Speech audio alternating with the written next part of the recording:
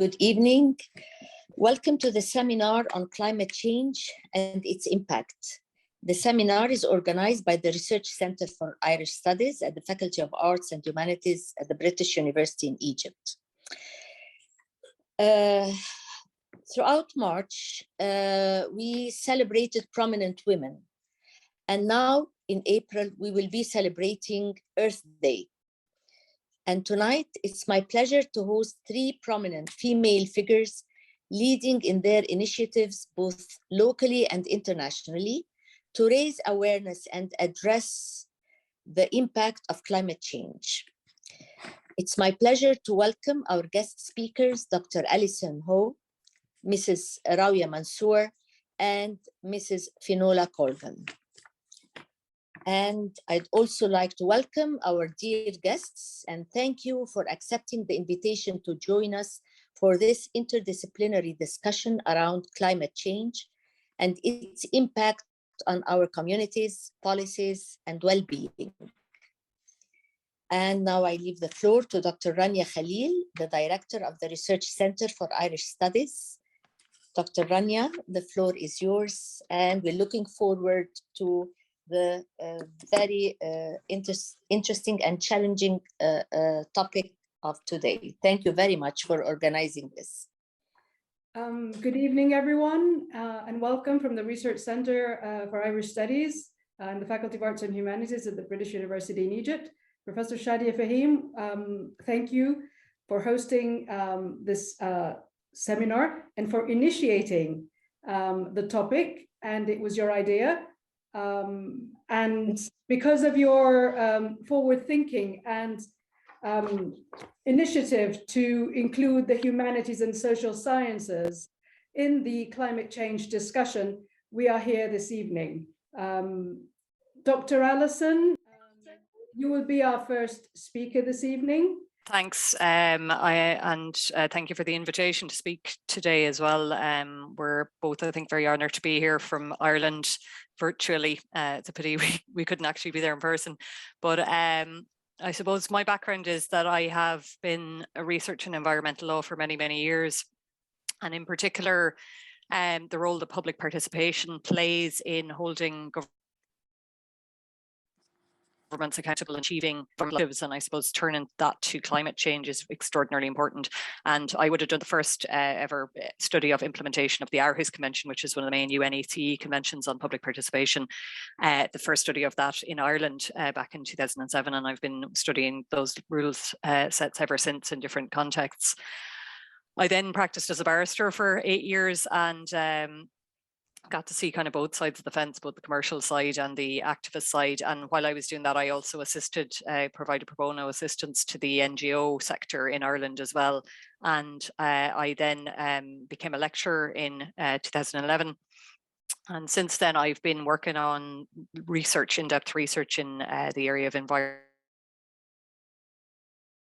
decision making, and although I've continued in my role assisting various NGOs like Antashka, the National Trust, Friends of the Irish Environment, who you're going to hear about in this talk, the Environmental Justice Network of Ireland, the Irish Environmental Network, and Northern Ireland Environment Link. So it's one of my research interests is working with NGOs, because they're working, so civil society organisations are working on the ground with environmental problems. They're often the canary in the coal mine. They're the first to identify the problem, and then they can, come to academics and lawyers to try to identify the legal basis for doing something about the problem. And that's what I've helped them with for many years in many different ways. So I'll just share my screen in now, see if I can manage it after all this time on Zoom. Let's see if I can get it right. There we go. Can we see the slide? I'm not sure if it's displaying properly. Yeah, perfect. Yeah. Yeah. Okay, so I'm just going to talk about climate change law and mitigation. So, what the role of the law is in tackling the climate crisis. As you can see there, my university affiliation, which I should have mentioned when I was talking as well, Technological University of the Shannon. And so I suppose, we're all aware of why we're here today. I don't think anybody has escaped, the conversation about the climate crisis. We're at the point now where global warming is happening.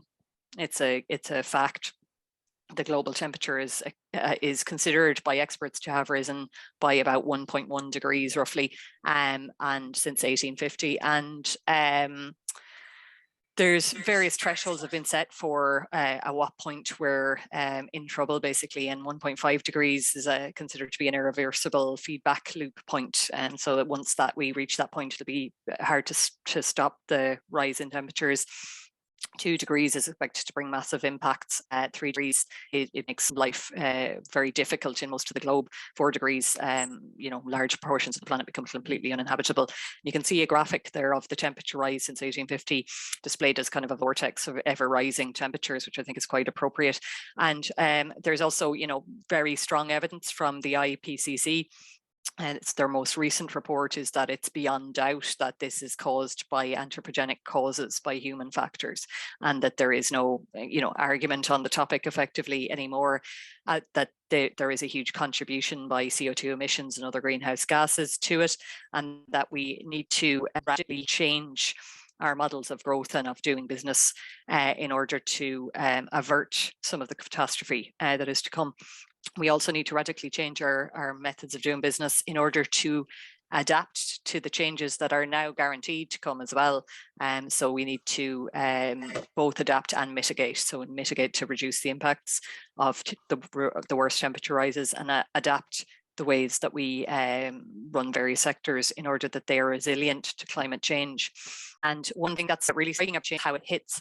So climate change affects the less well-off much more than it affects the well-off nations, and it also within countries affects the poor demographics. More environmental problems usually do because they're usually dumped on poorer communities anyway, and also the irony of course is that climate change emissions are caused in large part by the wealthier sectors of the global society. So you have this one part of society cashing a check that the other part of society has to pay, and that future generations have to pay as well, and there isn't any money in the bank anymore, unfortunately. And I suppose, some of the speakers are particularly interested in agricultural impacts, and some of the research shows that there's going to be pretty drastic agricultural impacts by 2050 in climate change. So, the cumulative effects on all food crops of 10% reduction in output distributed unevenly across different types of crops, which that's just a kind of to be expected, I suppose, in a world that's warming, in a world where precipitation is less, where salinity of water sources is increasing, where groundwater sources are not being replenished. You have all of these impacts and heat stress as well. So what role can legal frameworks play in all that?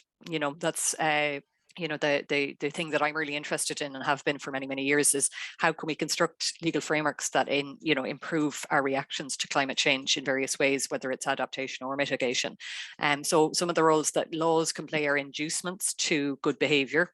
So I've got the carrot and the stick in the background there, or deterrence for bad behavior. So by inflicting penalties on offenders for their failures. And we can see this in the way that EU climate laws are constructed currently. So the new EU climate law offers a range of encouragements to meet climate targets and put their climate plans together in a timely fashion, together with penalty systems if they don't do that. And that carrot and stick approach is the general kind of approach that laws take to it. Accountability is super important. So if governments are not held accountable, and public bodies, they will act in ways that are to their own interests effectively. So with governments, you have lobby groups that have a lot of power and money, and they can have a huge influence on government if there isn't any transparency and accountability. So transparency and accountability laws are a good protection and insulation from governments' failure in terms of climate change. We look at some examples of that, how accountability laws have held governments to account across the globe. And then norms. So a norm, I suppose the best way to describe a norm is like a benchmark for good behavior. It's like an example that we hold up to people as to what a good behavior looks like, and then hopefully that will filter down. So inducements and deterrents are normally contained in local level laws, like national laws and local laws, and norms are usually contained in international law, and international laws are usually not exercisable by citizens on the ground, but they influence the development of the laws that contain the inducements and deterrents. So there's a feedback pyramid effect, if you like, a reverse pyramid. And a lot of international laws are now focused on increasingly on accountability and transparency and what's called environmental democracy as an antidote to climate failures, because, you know, clearly the efforts to by the law to deal with climate change have failed because temperatures are at a runaway scale. So some international laws that you can see where you can see the development of these types of rules that are focused on accountability and citizen action to hold governments to account are the UN Convention on Human Rights in 1948, which of course Egypt is a signatory to. So that has fair procedures in decision-making provisions and rights to participation in political life. And those two things are very important so that citizens have a say. So those who are affected by climate problems and environmental problems have a say in how the rules are made and can challenge state failures when they don't comply with their rules. The International Covenant on Civil and Political Rights in 1966 as well also contained rights to public participation in decision-making generally and in political life, and rights to fair procedures. And of course, there's the Cairo Declaration of the Organization of Islamic Cooperation on Human Rights in 1990, which was revised in 2020. So that creates analogous rights to the UN Convention for access to justice and participation in political life as well. There's also the Rio Declaration from Rio de Janeiro in 1992, and Principle 10 of that. And that builds on the rights that were in the International Covenant on Civil and Political Rights and feeds into the whole idea of sustainability being affected and protected by public participation from the ground up and being achieved by local action by grassroots organizations and communities. So it focuses on the idea that environmental protection and sustainability can be best achieved by the participation of those who are affected by it. So that mandates things like participation in local decision making about the environment, so particularly local government decision making, and has led to a raft of changes across the world, has been hugely influential in that regard. And Agenda 21 then is based on that. And it is an expansion of Principle 10 and the idea that environmental challenges are best dealt with at a local level, as well as at a large scale policy level.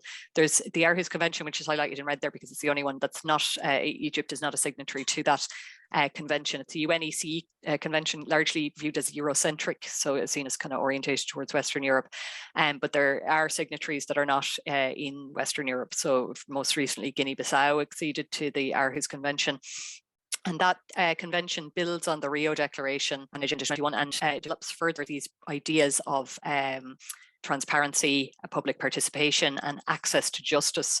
So access to information, access to participation in decision making, and access to justice, all in relation to the environment. So it's an environmental human rights treaty that set very important benchmarks for how governments should deal with citizens in terms of making decisions that affect the environment those citizens live in. And it's been extraordinarily influential in Ireland in improving local government transparency through freedom of information type laws. And also in improving access to the courts for citizens. So citizens have been able to use these laws to take government to court, and we'll see some of the offshoots of that later on. And then, of course, there's the Egypt has taken part in Agenda 21 and has the local Agenda 21 Egypt Declaration and various initiatives of transparency in local government under that.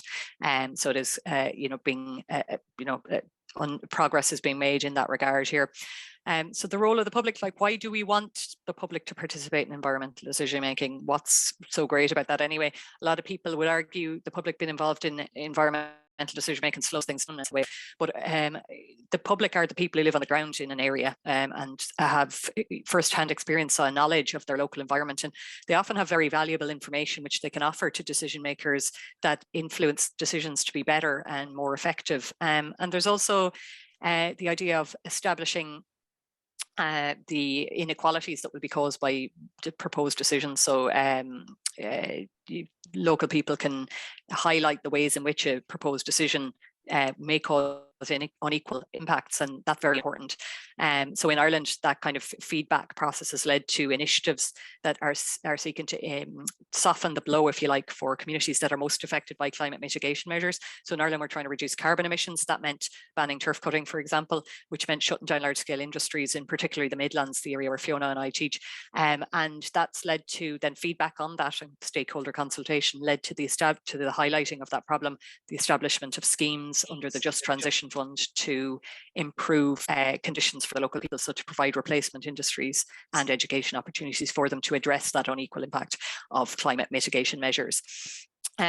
Public participation also establishes consensus and lends legitimacy to decisions, which means you're more likely to have them accepted and implemented. So if there isn't a consensus for a decision, then if the stakeholders who are affected aren't brought along from the beginning, then you're likely to have resentment, dissatisfaction, even dissent.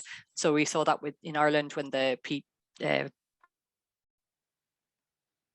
cutting was introduced first. There was protests, people flouted the laws and people protested against them. And you see that in other areas as well, like agriculture. So it's really important to have conversations with people to bring them along so they see how these measures will benefit them, but also so that you have the conversations that need to be had about how you compensate those people for the losses that they're going to incur by the measures that you're seeking to introduce, because otherwise people won't accept a measure. And if people don't accept a law, then it doesn't work, and that's the bottom line. So laws are only as legitimate as the people have for them. So who are the stakeholders in environmental measures? So you have the public who are affected, you have governments, you have academia, of course, we're very important. And we also have civil society, who to some extent are often conflated with the public affected, but are not the same as the public affected. And that's one thing that you'll see in some international rule sets on environmental participation, is they provide status for civil society organizations or non-governmental organizations like environmental defense organizations, but also for the public affected. And that's important as well, because while environmental organizations represent a lot of expertise in environmental problems, they're not representative of the public. They're not representative organizations. And in fact, they tend to represent a very small cohort of educated people who are very alert to problems.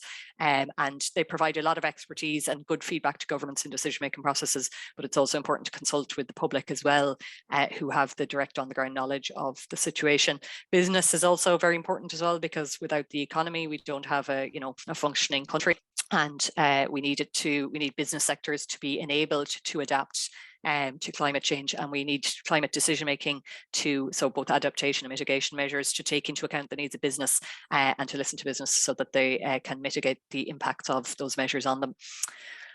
So the other side of it then is access to environmental justice. So one way that one important aspect of kind of public participation in transparency rules is the idea that people should have access to the court and should be able to exercise that right to access to the court in order to be able to hold governments, public bodies, local governments to account when they don't meet their obligations in the law and when they jeopardize people's rights. Some really high profile examples of that are the Carvalho case. So that was an ECJ case, or Court of Justice of the European Union case, where 10 families took the EU institutions to court for failure to meet their climate obligations. So they challenged emissions laws that had been introduced as insufficient to meet the Paris Agreement targets, and therefore posing a risk of harm to the children of those families. So producers, so they were agriculture and tourism workers, all of the families whose businesses were being impacted by climate change and directly threatened.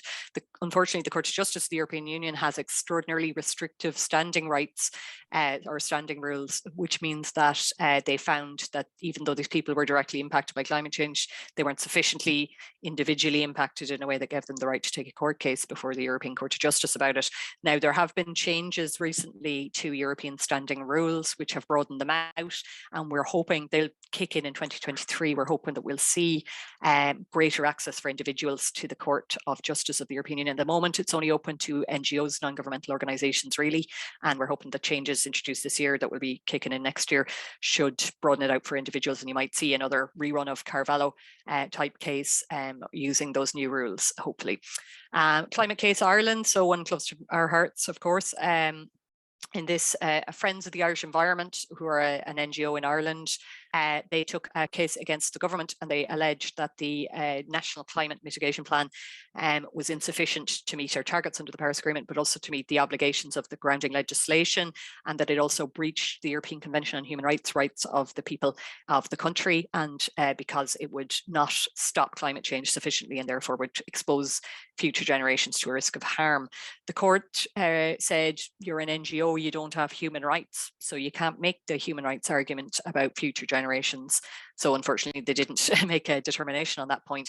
And they did find that the plan didn't meet the requirements of the grounding legislation, so a more narrow ground, ultra vires as it's called, or outside the powers. So the government made a plan that didn't comply with the legislation it was empowered to, that empowered it to make that plan. So it had to go back to the drawing board and start again. So that resulted in the plan being struck down, a new plan being run up that's more effective, so and more specific, because the original plan was really vague. So Urgenda was a really high profile case as well. So in that case, the Dutch Supreme Court ruled that the Dutch government had failed to meet their obligations under the Paris Agreement on human rights grounds, and that they, because they didn't, their measures to attack climate change didn't sufficiently reduce emissions to meet the targets for 2050, and that would result in harm to future generations. So that's a kind of really interesting one as well. There's an Egyptian one that I came across as well, Titan Cement. So a cement company was prosecuted for emissions that were found to be breaching climate obligations. The company itself, its own records of emissions claimed that it didn't breach climate obligations, but the external evidence that they did in fact. So that was a successful prosecution in this country. So some references there. I can send on the slides to Rania afterwards if anyone's interested in kind of reading any more about that, and I'm happy to take any questions that anyone might have on any of the material in the slides as well. So thanks very much. Thank you very much, Dr. Allison. That was amazing. Okay, all right. Mrs. Rania Mansour, would you be ready with your talk now? That's fine. Go ahead, dear. Okay, then. All right. Mrs. Rania Mansour, she is the chairperson of Ramsco for Construction and Eco Village, and she's also a social entrepreneur and environmental activist. She has many more roles, but for the purpose of this seminar, we're sticking to those few roles, although she has many more. Mrs. Rania Mansour developed and tested groundbreaking approach to organic agribusiness in Egypt through the invention of fertilizers and agrotechnology. In 2012, she established OASIS, Organic Agriculture for Social International Solidarity, in the Principality of Monaco. The project supported the environment, fought for the emancipation of marginalized women, and the broad spectrum regional and global security. The OASIS project focused on the link between the environment and poverty, empowering women, and improving standards of living through implementing clean technology for sustainable green business and providing jobs, training, and capacity building. Her groundbreaking work has won her the title of African Female Leader of the Year in 2019 by the African Leader magazine, and in 2017, Excellent Business Leader by UN Women in Business Professional Women. Mrs. Rania Mansour, you're welcome to speak a little about yourself before you start your talk. The floor is yours. Okay. Hello, how are you? Thank you, Alison, for your presentation. I was very happy to hear that Egypt, I didn't know that, is implementing the Agenda 21. As I started since 2007 looking for solutions for poverty, and I didn't know then about the climate change, but the more I read, it all went into like a jigsaw puzzle: the poverty, climate change, agriculture, increasing agriculture. And I decided to invest into agriculture in desert areas, into arid desert areas. And also I invested in a machine for the biochar. I think you know what biochar is, which is the green charcoal. It's one of the ways to mitigate, adapt to climate change. So fortunately now I have patents for organic soil enhancers and for the biochar machine that recycles the agri-waste of rice straw that used to cause a lot of pollution in Cairo. I started this reading. The more I read, the more it went, as I said, you know, it all ended up like a jigsaw puzzle with climate change. I started being environmental activist, you know, traveling around the world, talking about climate change and recycling the agricultural waste we have. I did a study and discovered that we have 36 million tons of agri-waste that was left. Then it was 2009, 2010, for either it was burnt like rice straw, which polluted the air, or else it was left to, to contaminate the aquifers. So I decided to do some studies and wanted to turn it into compost, renewable energy, and biochar. So I went to Boston Consulting Group in France and asked them to come to Egypt to do studies, because I thought, well, I thought then that, the developed countries would come and help us quickly. I found the secret to fighting poverty, climate change, and all that.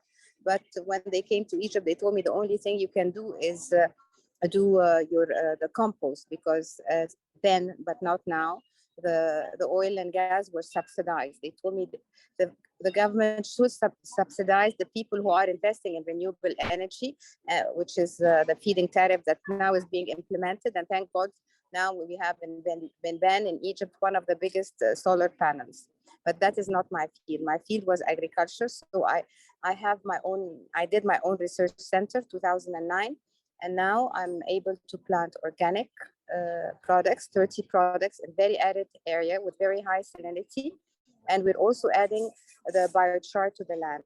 My holistic idea was to start doing eco-villages all around North Africa. This is my dream. I haven't done a village yet, but is to stop first to help mitigate and adapt to climate change. And also by if you put organic fertilizers in the ground, this not only does it, because like Cairo, we have 63% is of poor housing. So I would say that by the organic fertilizers, if you plant 10,000 acres of small farms, you'll be able to mitigate the carbon dioxide coming from the emissions of 1 million cars. So I'm trying to push a little bit, because our president has signed for the organic law to be implemented. Up till now, I'm not able to sell neither my fertilizers nor my biochar, because the organic law has not been signed yet by the Minister of Agriculture. So I'm trying to push that to be able, because I'm sure as myself, there are many other also people who have invented things for organic farming, because also with the organic farming, we're saving 30% water, which is a very big problem in Egypt. And at the same time, the biochar, when you put 1 ton on the ground, you sequestrate around 2.5 from the air, especially in areas where it is mainly virgin desert lands. So this is what I'm trying to do now. I'm not a government. I don't have the finances to do 230 villages. The study was, if you do 230 villages, you will employ up to 10 million people. I cannot tell you how much exactly this would mitigate from climate change, but here we're talking about afforestation and not deforestation. I wish to implement my project. I'm trying hard to find funds and grants and to talk to influential, countries, other countries, to start to create those villages in North Africa and in the MENA region. Thank you. Mrs. Rania, thank you so much. That was extremely informative. I had no idea. And your efforts are amazing. I would like to add one thing, is that the way we're planting now, we are saving 30% water. We're cheaper than the chemical fertilizer, and we are producing a product that is perfect and that is European certified. There is one question I wanted to ask Mrs. Allison, and that is if we are implementing in Egypt the Agenda 25. I would be very happy to have this in our constitution. I'm not aware of that. If you can please answer later on. Thank you. Well, actually, Dr. Allison, if you'd like to go ahead, since this is part of the discussion, you're welcome to do so. I suppose the introduction of environmental rights and public participation rights to constitutions is a hot topic all around the world, actually, at the moment. And, there's been a great press on that in Latin American countries. So since there's been an agreement introduced in the Latin American Caribbean region, it's called the Escazú Agreement, and that was promoted by countries like Peru that have put into their constitutions environmental rights, very strong environmental rights. And that's something that there has been a campaign for a long time in Ireland to do as well. And that was one aspect as well of the Climate Case Ireland was, can we read into the Constitution environmental rights into the right to life or the right to bodily integrity? And the court seemed to say that we couldn't read them in, and it seems very contentious and resistant to it, and courts are very resistant to it because it would put a huge burden on the government to be, it would put a potentially a greater burden on the government in terms of climate responsibility, but that I suppose would be a very good thing. Okay, I would love to see that. I just wanted to ask you, I really don't know the amount of carbon dioxide emissions that we can take by putting back, going to a circular economy and going organic and putting back all the waste back into the ground. I am proud to say that in my farm, I've reached the zero waste in agriculture, and also in Egypt, I have a company with Mrs. Sawiris, and we were able to, I think, do like 89%. Recycle everything, the solid waste management. 89% of it is being recycled. So I hope one day, I don't know, I would love somebody, a researcher who's definitely, I would love my project to get CDM, because the more the CDM will help to create those villages and increase their amounts. But I do not know exactly how much CDM we would be, how much carbon dioxide would be sequestrating if we plant thousands of eco villages around North Africa. But definitely this will also stop immigration to Europe. So I think it's a win-win situation. On lots of grounds. Sorry? It's a win-win on lots of grounds, yeah. Yes. But I think to do good is much more difficult than doing bad. It's still very difficult to implement. But I don't spare any of my health or any of my time to try to push and do that.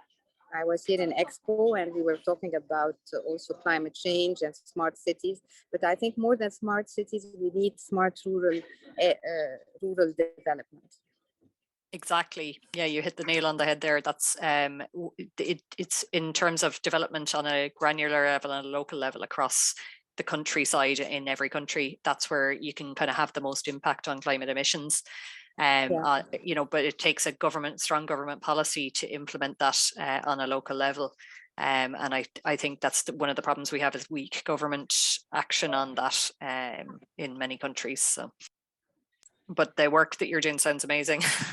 I've dedicated myself to that, and we give also equal pay to daily farmers. So it's really a win-win situation. The more I read earlier, and now it's not that I'm reading, but I'm implementing, I see that this is the solution for our part of the world.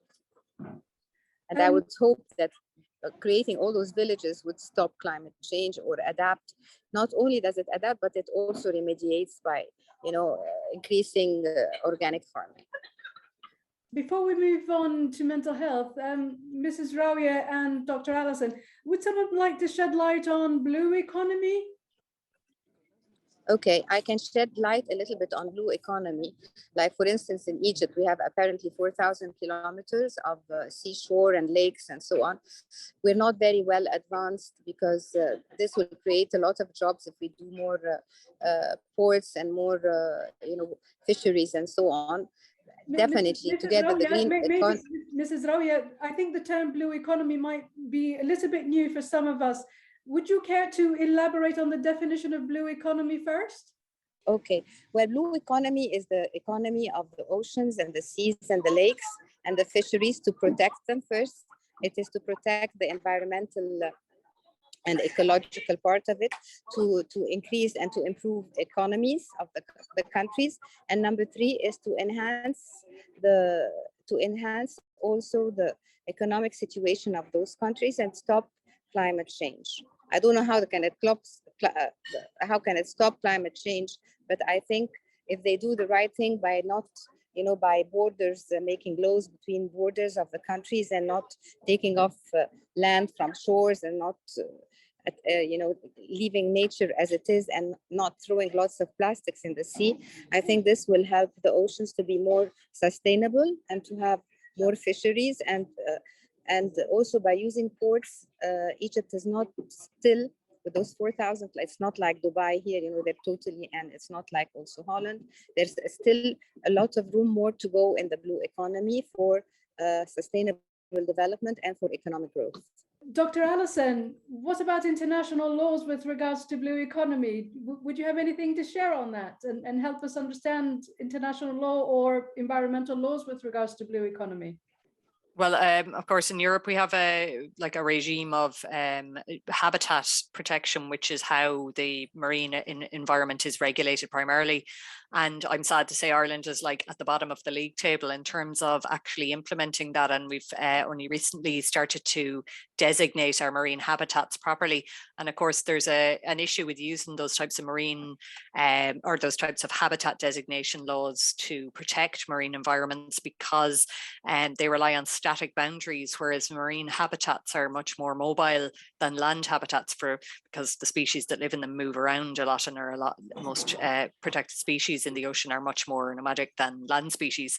And with the result that there's many people say the European framework is completely inadequate, and there's a huge review going on in Ireland at the moment as well of our designation of marine protected areas. And, you know, as you said, like the transition to a green economy or a blue economy, like requires the exploitation of opportunities for businesses that are environmentally friendly, and like tourism is and recreation are the ones that have the greatest potential to be you know, friendly uses of those environments instead of exploitative uses of those environments that cause pollution. So well, thank you very much, Dr. Allison. And Mrs. Rania, do you have anything else you'd like to add? Yes, I'd like to add that also climate change will cause, like Alexandria is going to be flooded, and also apparently the Delta region, definitely Egypt, we're not one of the polluters as we only produce 1%, but due to the unclean technologies that were used earlier,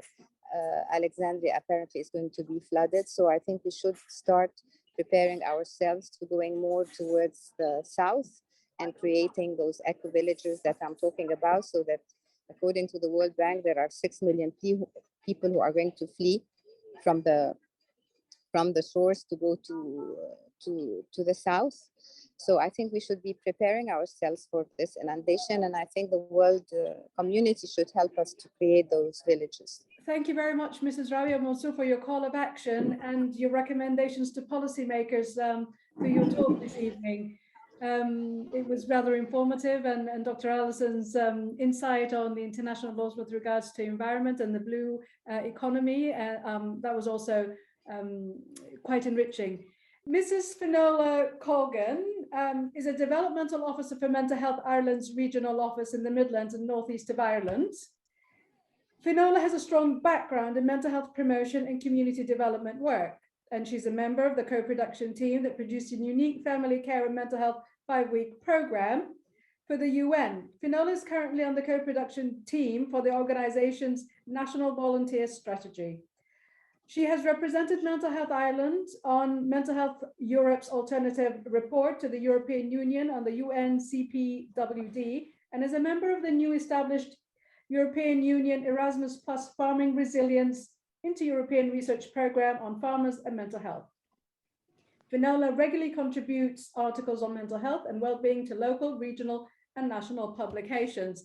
Thanks very much, Rania, and I hardly recognise myself in that description, albeit that I mostly wrote it myself. So I praised myself up there to no ends. Yeah, no, I think that reflects my work. But I also teach part-time with Alison, but not to the same level with Alison, but in the Department of Adult Education, Social Sciences, in contract law, and I took on administrative law this year to support a colleague that was on maternity leave. So I gained a lot of experience in teaching that one, Alison. And then recently I published a book with, again, got somebody to collaborate with me on veterinary law and practice in Ireland. So, and that was launched by Mr. Henry Abbott, retired High Court judge. So it's kind of a little bit of variety. Then I have a husband for a farmer for a husband. So the few dimensions there to my life, Rania, for sure. But you know what? It's all about life, and it's all about living, and it's all about survival. So I'm going to look at mental health, which I'm here representing Mental Health Ireland today. And just to open my PowerPoint now. That's the introduction. Just before, we're with Mental Health Ireland, we're running a National Hello Day on Thursday, April the 7th. And Rania and your colleagues last year supported us in Westmeath with a hello message, both in Arabic and in English. So we're gone national with it this year. So we'll be encouraging you all to say hello across the waters and through the airwaves. So the mental health stakes race, I thought, like, I'm not sure how big an industry racing is in Egypt. I know there's 4 or 5 main race courses, but I'm going to run the mental health stakes race. And I'm lining up 6 horses for you: a married man, a married woman, a single male, a single female, a widower or widower. 6 horses, mental health stakes race. So the question is, if you were backing, which one of those horses, as in married man, married woman, single male, single female, widower or widower, would win that race? If you were putting your money in there. So you can throw it into the chat box or think about it and why, say. So I like as bookie, so I can let you know if it can be a photo finish, guys, if we all look after our mental health.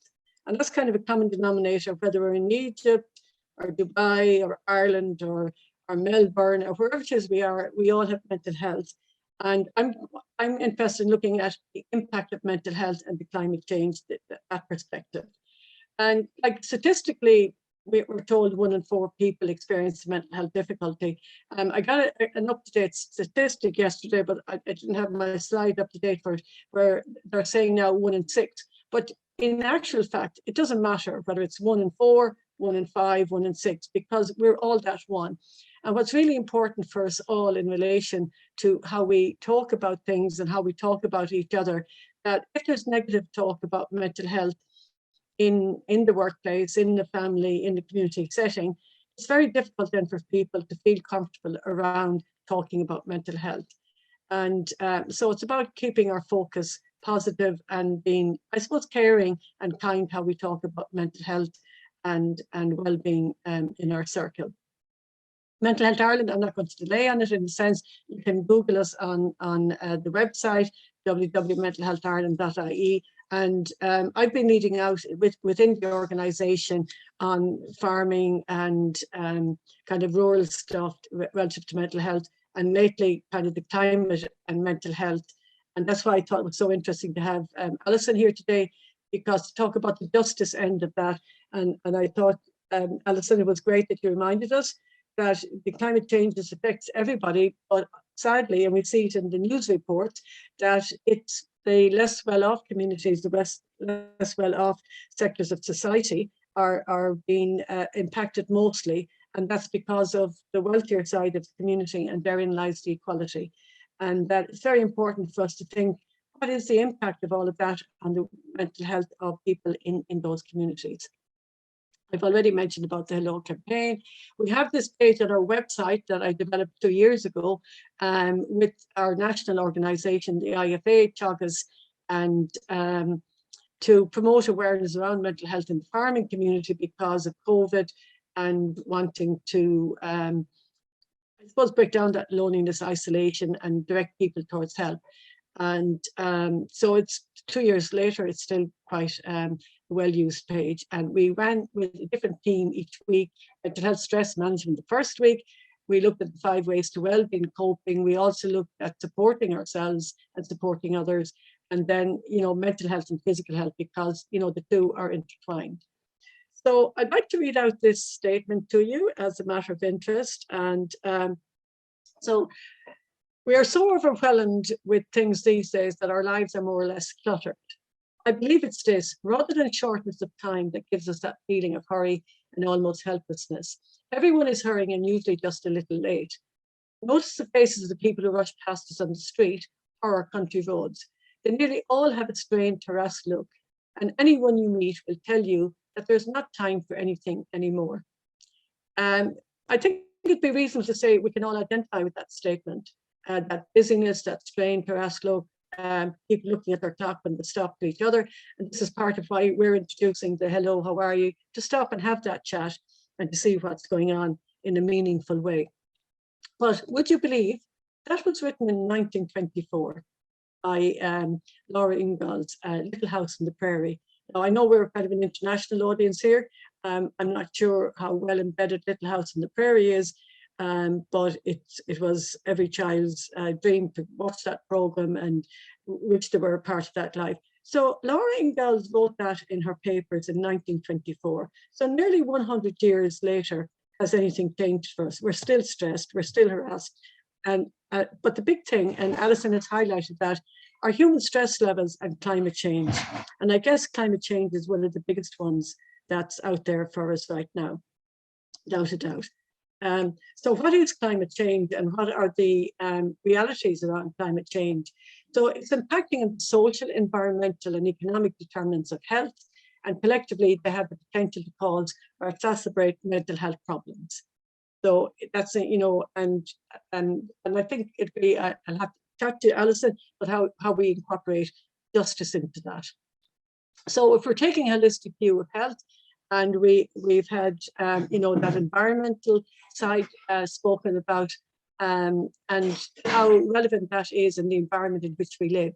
And when we look at the environments that are impacted by climate change in the less well-off countries, the flooding, the drought, like it's sometimes it's unbearable to think about it, but you know, that's people's environment. What's our environment like? Like it's you know, we all live in that environment, and some of us have a much more comfortable environment. What's going on, and I think it's very hard not to kind of comment on what's happening in Ukraine and the environment that's there, and people's homes being literally pummeled and down to the ground. So our environment is very important. Right in here in the centerpiece is our society, and what society writes and how the media writes. And I think the media is having a big influence on the whole issue of climate change and how they're writing about it, and also how they're causing or bringing about a certain element of that anxiety. But right in here in the heart of it all, we've got these core issues of our physical health, our mental health, our spiritual health. And I think that's kind of, we can get a lot of spirituality from the whole blue economy when it's properly monitored. I know somebody put in there about blue humanities, which will be interesting to find out more about. And then our social. And now we know about COVID and how that impacted on people being able to be social and meeting. And it's the one thing that's a very important support to our mental health and our well-being, to be engaging with each other and being supported to have that conversation. Sexuality is our makeup, who we are, and different types of relationships, and it's to be able to respect them. Our emotions, and our emotions can run very high at times, and I suppose that'll bring us back into anxiety and concern about what's happening in our world today. And so our focus really is on that mental health. So the World Health Organization views climate change as a significant global challenge with major threats to life, health and well-being.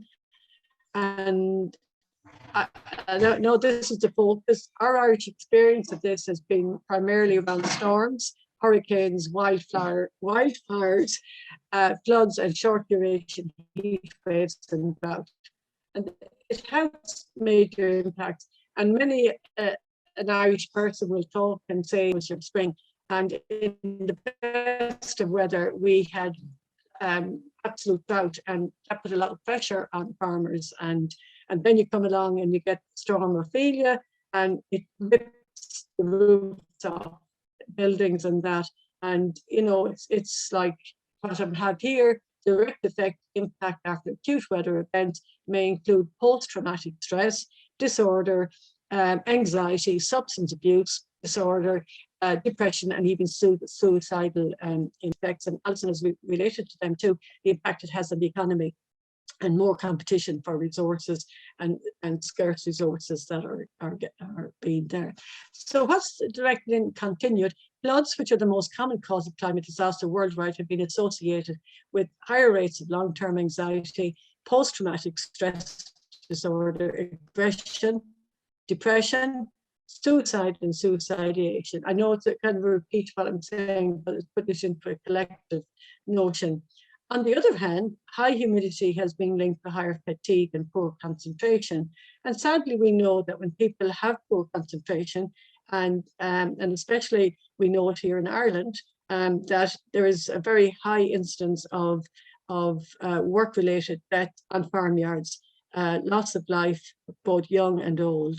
And a lot of it is to do with stress, poor concentration, pressure, especially after what we've just talked about, those hurricanes. And sometimes I would think that, you know, when we have bad weather, and if you're living in the city, what's the worst impact it has on you? Maybe a branch of a tree falls down, you can't leave your house, you have to be careful, mind where you go. But when the high weathers hit a farm, it could be destroying their buildings, it could be destroying their crops. And I think sometimes there is a kind of a town and a country divide. I'm not going to go through this, and I know you'll be keeping a presentation, but I came across this as a very interesting piece, and I have the link there to the article, The Impact of Climate Change on Human Health, and then the physical health and the mental health and that, and that'll be very well worth reading up on. Just to kind of say, can we define mental health? And personally, I don't believe we can, because I think mental health is very much a personal thing. I'm not sure, like, what's the idea of defining it, because when you define something, it often puts people on a pedestal, or it puts the definition on a pedestal, and people saying, am I that? And maybe I'm not that. And then maybe their self-confidence and esteem is impacted. So, but nonetheless, here's the World Health Organization's definition of mental health. State of well-being in which the individual realizes his or her own abilities, can cope with the normal stresses of life, can work productively and fruitfully, and is able to make a contribution to his or her community. And I feel even more strong about the idea of not having definitions if we're to put this into the context of people experiencing climate change and climate anxiety. Because, like, you know, dealing with climate change is not a normal stress of life. Like we've seen and Alison will be familiar with this, in Athlone, the River Shannon is the longest river in Ireland. I don't think it'll compete with the Nile, but it's the longest river in Ireland. And when it floods in Athlone, and various houses are flooded, farms are flooded, acres of land are flooded. And, you know, that's not normal. And it impacts on the person's ability to be productive and fruitful in their work. And you can see why that could lead to depression. And then, of course, you go for claiming insurance. Oh, you're not covered for that. And, you know, like, you know, an act of God and all of that. And that's so stressful on the family to see their home, all their beautiful property all washed out. And people put up sandbanks to keep that flood back. And for me, the sandbank is like our mental health. You know, it's what's in that sandbank to help us. And then just a kind of a general one again, mental health describes how we think and feel about ourselves and our relationship to others, and how we interpret events in everyday life. It also relates to our ability to cope with change, transition, and significant life events, and to understand how to deal with the stresses that often come our way. Department of Health here in Ireland. And then there's a good old-fashioned dictionary definition: mental health is the state of health of somebody's mind. But just going back to the one up there, the Department of Health. Okay, so that's fine, how we think and how we feel. It also relates to our ability to cope with change, transition, and significant life events. And clearly climate change is about change, it's about transition, and it is a significant life event. And people need support to be able to deal with that change.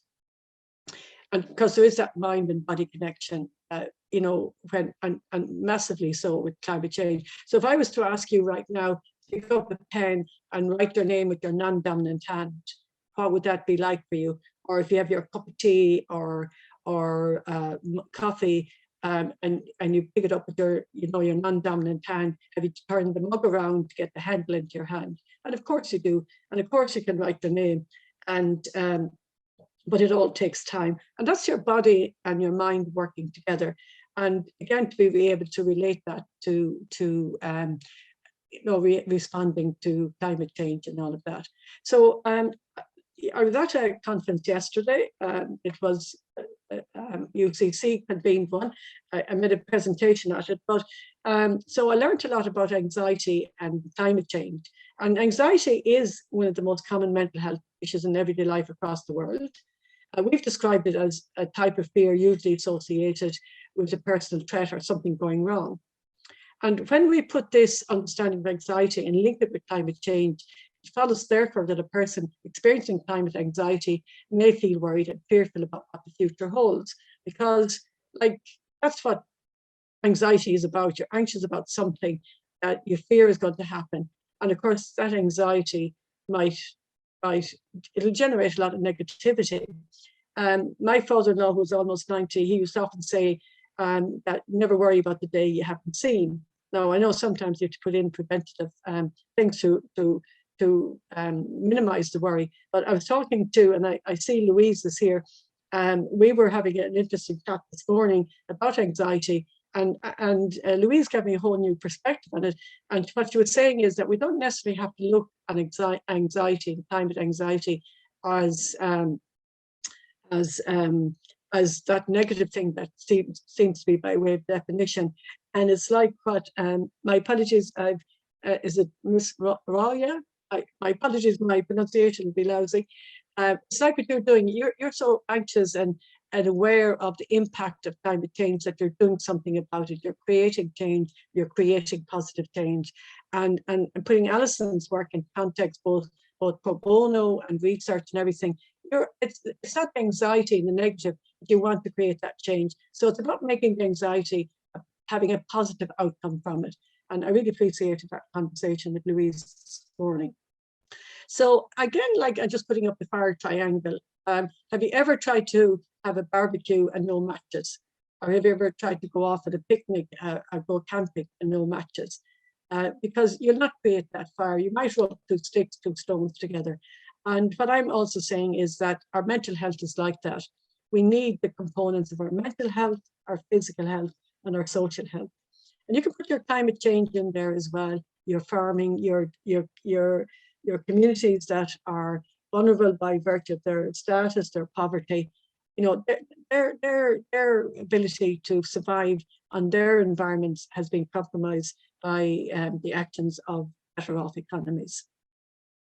And then to kind of more or less wrap up in a sense is like, why talk about mental health in the workplace? What are the opportunities and challenges to open the conversation on mental health in the workplace?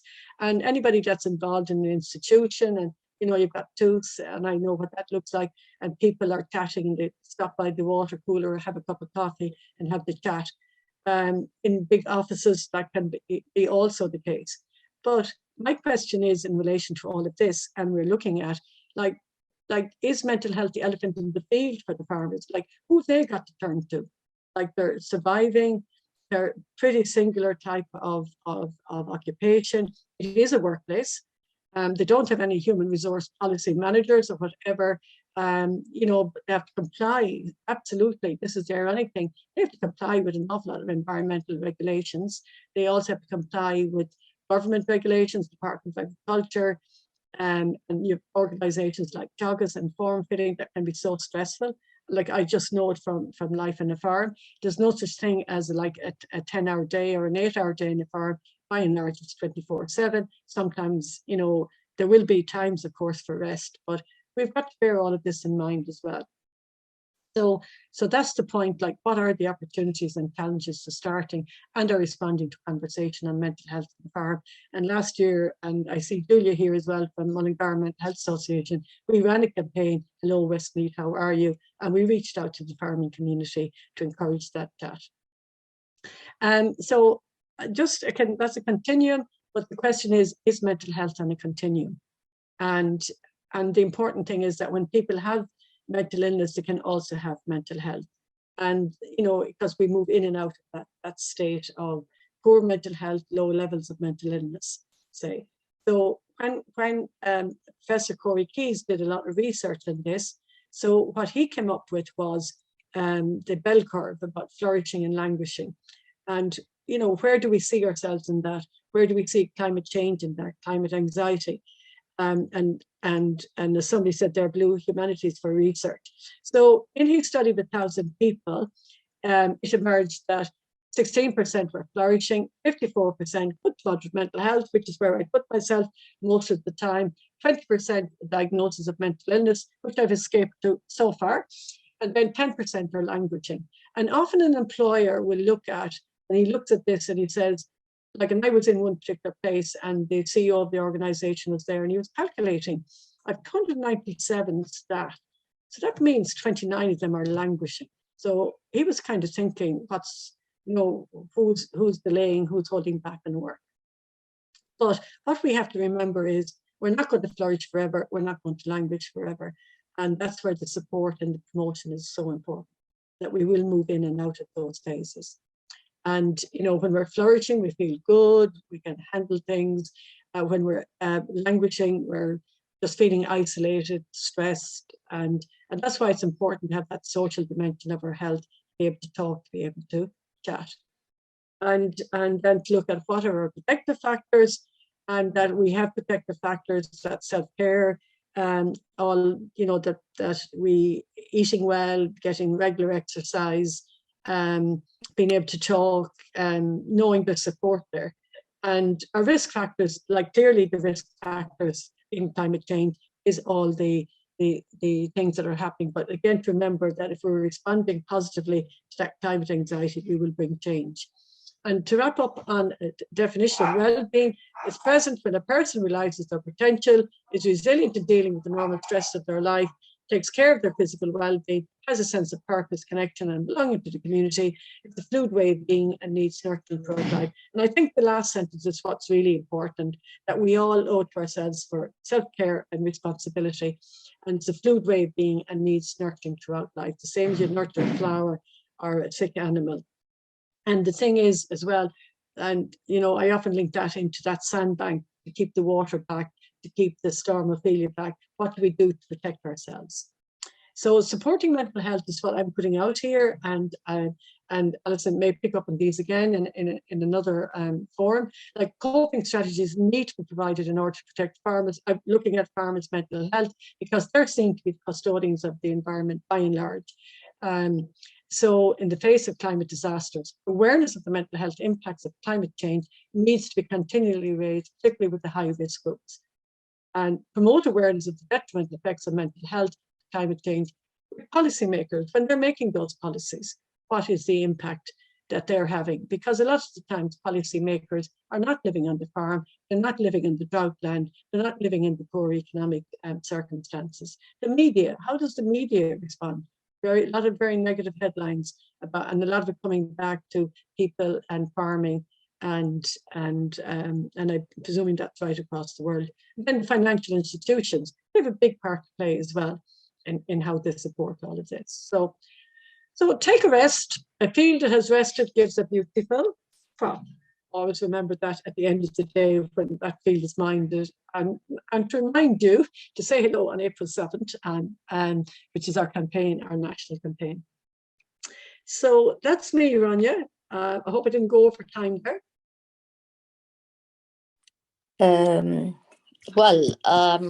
Thank you very much for this inspiring and very important talk from our three very prominent ladies, Rania, Mansour, Alison Ho, and Finola.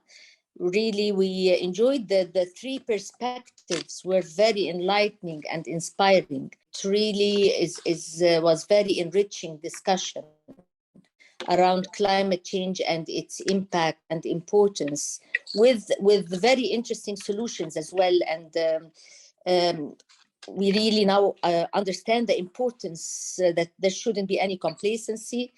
Anxiety can be a little bit healthy if we're taking action. And it has opened our eyes to the importance of action for change, really. Perhaps next time we'll involve media to see the importance of the role of the media to open our eyes and help us take action. This interdisciplinary approach and the different perspectives were really enriching. I listened from the beginning to the end, and the discussion between you was quite engaging. Thank you very much, and I'm sure everyone will be interested to listen to this recording if they missed the actual virtual session. Thank you very, very much.